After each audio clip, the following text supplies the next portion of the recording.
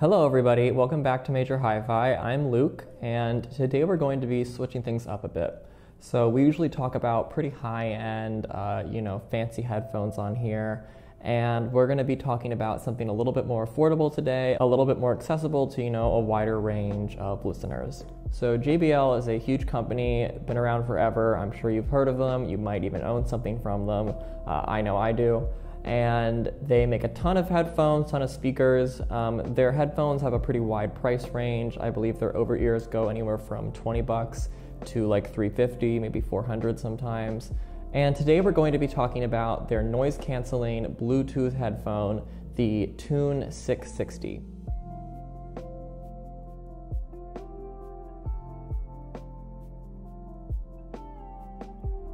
So this runs for $99. It's in the middle of their price range, and we're going to talk about how does it sound, how does it function, and is it right for you? So let's start by taking it out of the box. Here are the headphones themselves, kind of a cool presentation. It comes with two cables, so we have a standard 3.5 millimeter headphone jack, and this is for if you don't want to use them as Bluetooth headphones, whether it's just your preference or you don't have them charged. You can always use them with or without any charge on them with this cable like normal headphones. And then of course we have the charging cable, which is a USB to USB-C. So here are the headphones themselves. They're relatively small, super lightweight. And these have an adjustable headband, as is pretty standard. We have these in just the classic sleek matte black, but they also come in white, pink, and blue. They have a pretty comfortable fit. The ear cups themselves are very soft, and the sort of fit around your head, and as it grips, it's not too tight. It's the typical well-fitting headphone. Once you've worn it for a couple minutes, you sort of don't notice it there anymore, as should be the case with any comfortable, well-fitting headphone. In order to turn these on, we just press the on button over here, and they'll light up, and then we can pair them with our device, and then we have a button here to turn on or off the noise canceling.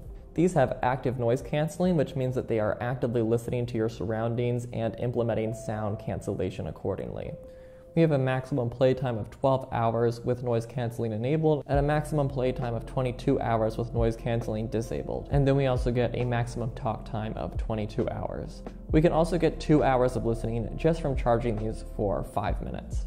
These are also compatible with Siri and Google Now and have a built-in microphone, as is pretty standard now in the Bluetooth headphone market. These can also be folded up like so in order to make sure that they fit really well in your backpack or your luggage, and then we can easily unfold them and they're back to normal. These have a nice and durable build. They feel plenty sturdy, wouldn't be super easy to break. In terms of looks, these have a pretty standard over-ear headphone design to them. Not going to be a statement, but probably won't interfere with any statement you're making, pretty nondescript.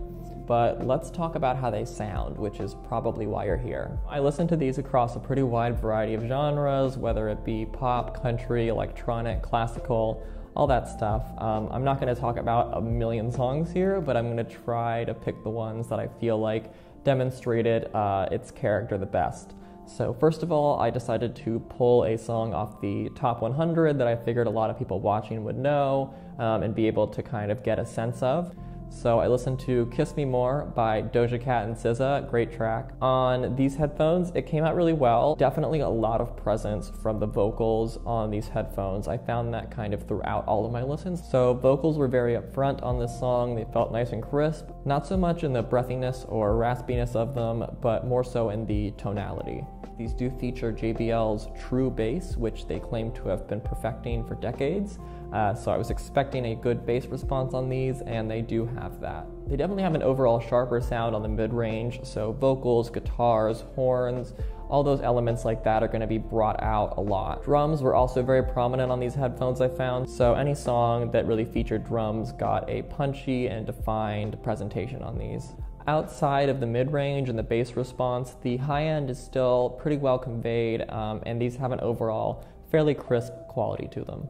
So the vocals came through really well. The drums were also extremely punchy. They felt very full-bodied and they had plenty of impact. And the overall width and detail of the song was really nice. Nothing life-changing, but for 99 bucks, I would say it was pretty impressive. The bass is definitely very clean and well-tuned as advertised. Maybe not the bassiest headphone I've ever heard, but definitely not shy on the low end. Next, I tried the song Breathe Deeper by Tame Impala. This is a song that I know very well. This song is definitely already very vocal and drum forward, and on these headphones it was even more so. The stereo feel of the drums on this track were very well conveyed. The toms kind of rolling from ear to ear came across super clearly and with a lot of, like I said, punch and impact. In terms of the vocals on this track, they felt a little bit sharp at times. The mid-range on these is overall really good, but for me it got a bit too resonant on this song in particular. It just felt like it could have been a little bit more refined and fine-tuned, but it didn't take away from the overall listen, and that's definitely not going to be something you're going to notice at, lower volumes. I wasn't blasting these or anything. I'm trying to take good care of my ears, but when you do get up into a higher volume here with the mid-range, it can be a little bit harsh with certain songs, but I didn't find this all the time, just occasionally, so I wouldn't call it a major flaw. The overall sound is very balanced and full and has plenty of engagement, especially once again for the price. But yes, if you do like a thinner sound from your headphones, then just be aware that these do have a little bit of bite, though I find that many people do want a bit more edge in the mid-range for the sake of definition, and these are definitely going to give you a lot of definition in that area. If you want to compare the sound of these and their value to other headphones from JBL or other companies, you can check out the headphone ranking tool on Major Hi-Fi. Next, I listened to Blue Ridge Mountains by Fleet Foxes, a much more folky, natural sounding song for a change. The really wide guitar recordings on this track definitely wrapped the listen up in a nice blanket of warmth. And the vocals and plucking guitar melodies in the center of the mix definitely had a nice resonant and colorful quality to them. The very atmospheric, echoey quality of this track felt well contained and controlled in these headphones' relatively tight sound. And the very thorough noise cancellation ensured that all of these elements had very uninterrupted space to come through on. So these have a very defined sound overall, and they sit at the right point between warm and metallic. We get a really full, clean bass response. Like I said before, it's not the bassiest headphone I've ever listened to, but it has a tasteful amount of low end, and I think it'll satisfy most low end lovers without overwhelming the less bass inclined. Their mid-range ensures consistent presence across all genres and ensures that vocals will get nice and highlighted, along with bringing out the detail in drums and guitars and other elements in that area. I didn't really find a specific genre that I felt like these were geared towards, but I will say they worked really well with pop. They did work very well with classical and orchestral music, and I also liked them a lot for folk music. And also for country. I don't have any genres that I feel like were a total fail on this at all. I mean, if you're listening to super bass heavy electronic or trap music or something like that, these might not be quite enough to fit in all those sub-frequencies if you're trying to get like that head shaking, mind-blowing sound. But they definitely still have a fair amount of bass, and I think for most people it'll be plenty. For on-ear headphones, they definitely have really good noise canceling, because you got to remember that with in-ears we've got something going in our ears, and with over-ears we have something encapsulating the entire ear. So to be able to cancel noise by just sitting on top of the ear is a little bit more of a challenge, but these definitely rise to the occasion. Their punchy sound will ensure that you have your attention grabbed when you're listening to something very high energy, and their rich, full-bodied character will make sure that anything mellow is able to give you that serene, atmospheric feel you're looking for. For $99, I would say that these perform pretty well. So if you're looking for a headphone in this price range, these are definitely worth considering. They're comfortable, they have very consistent sound, they work across a wide variety of genres, and the noise canceling is really well working. If you want a super intensely polished, extremely bright sound, these aren't like an extreme presentation on the high end exactly, but in terms of their low end and their mid-range,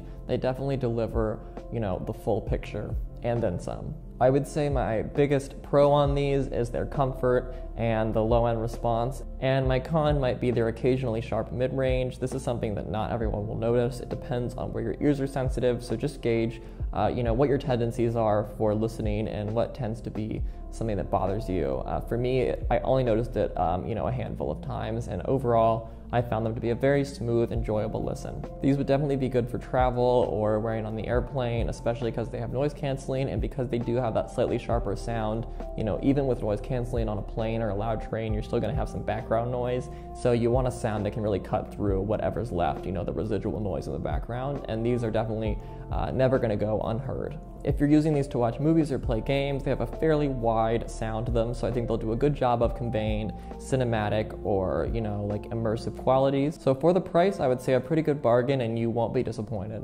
JBL is a very solid company. They're a brand that many are loyal to for a reason, and you know, if you've never used one of their products, this could be a good entry point. And if you have before, then this will give you the same quality from JBL that you're used to. So those are my thoughts on JBL's Tune 660 Bluetooth headphones. Please feel free to ask any questions in the comments. I'd be happy to answer. And if you'd like to read my written article on these, I'll be linking that below. I'll be back soon with some new reviews and videos. And until then, happy listening.